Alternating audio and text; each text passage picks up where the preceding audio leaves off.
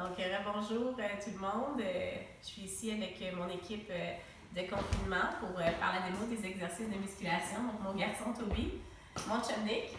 Puis, il y en manque un qui est en pause. Il a fait trop d'exercices ce matin, alors il se repose. Donc, on commence tout de suite avec nos 3 exercices, le squat modifié, le push-up modifié et le bateau modifié. Donc, en faisant ces 3 exercices-là une fois, ça ferait un circuit. Vous pourriez faire votre circuit une fois, 2 fois ou 3 fois. Pour ce qui est des répétitions, comme je mentionnais tantôt, on y va graduellement. Donc, on commence par 5, si on ne connaît pas les exercices. Ensuite, on augmente, on peut aller jusqu'à 20.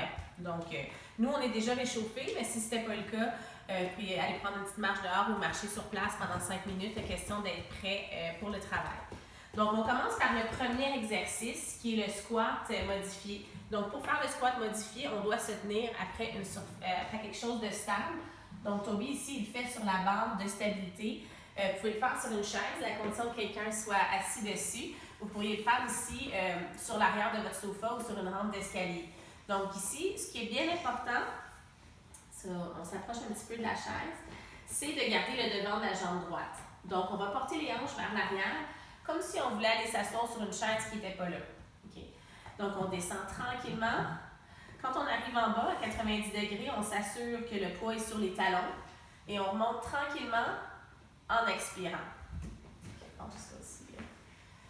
Fait qu'ici, ce qui est important, la raison d'abord pour laquelle on se tient, c'est pour garder les genoux stables. Donc, on veut éviter qu'il y ait de l'instabilité au niveau des genoux.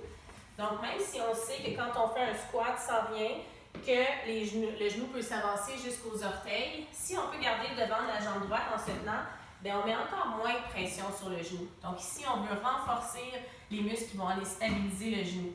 Une autre chose qui est bien importante aussi, c'est de bien sentir le travail au niveau des quadriceps avant même de commencer. Donc si on contracte les muscles des cuisses avant de commencer notre squat, il va être beaucoup plus payant. Donc différents trucs là, pour rendre ça un petit peu plus difficile. Bien, on descend jusqu'à 90 degrés et puis on reste en bas quelques secondes avant de remonter en expirant.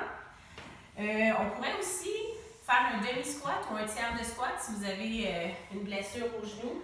Donc, encore une fois, on rentre le nombril, les épaules sont relaxes et on descend. On fait juste un petit squat, juste pour sentir le travail et on remonte. Donc, plus on descend bas, plus ça va mettre de pression sur le genou.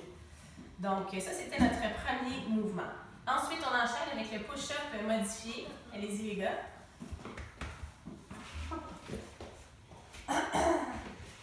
Fait que notre push-up modifié, on va le faire sur les genoux.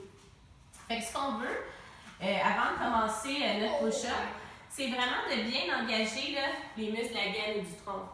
Donc, on veut s'assurer que les fessiers sont contractés. On rentre le nombril vers l'intérieur. Donc, on veut vraiment être un bloc ici.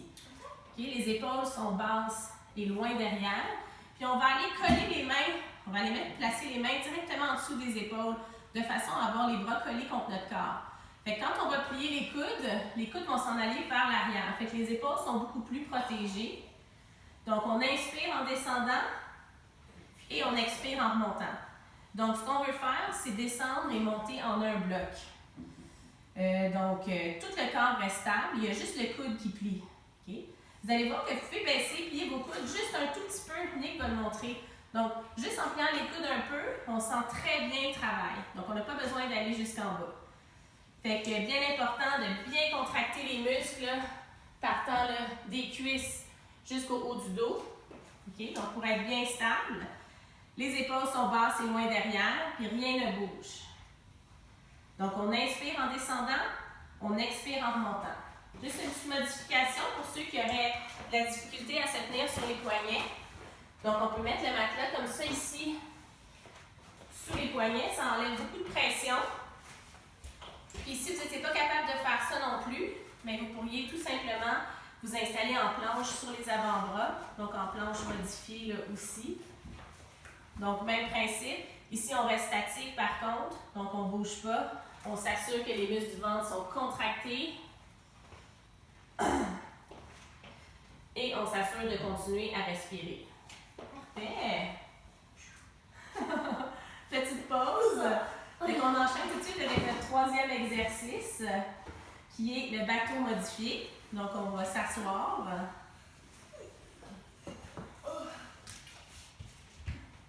On lâche pas. Donc, on s'assoit les pieds au sol, on ramène les orteils vers nous. Fait qu'ici, la chose la plus importante, c'est vraiment d'avoir le dos droit et les épaules basses et loin derrière. Donc, on peut relever nos épaules le plus possible vers nos oreilles puis les laisser tomber. On les ramène en arrière. Donc, les épaules sont basses et loin derrière. Les bras sont relax et le dos est bien droit. Là, on contracte les muscles du ventre et on peut rester comme ça en respirant. Ou si on veut un défi un peu plus grand, on peut baisser un peu le corps vers l'arrière. Okay. Donc ici, après quelques secondes, ça devrait commencer à trembler.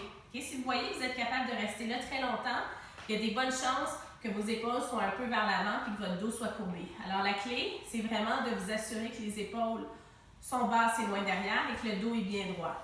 Si les épaules sont légèrement avancées et que le dos est courbé, c'est lui qui fait le travail au lieu des muscles abdominaux.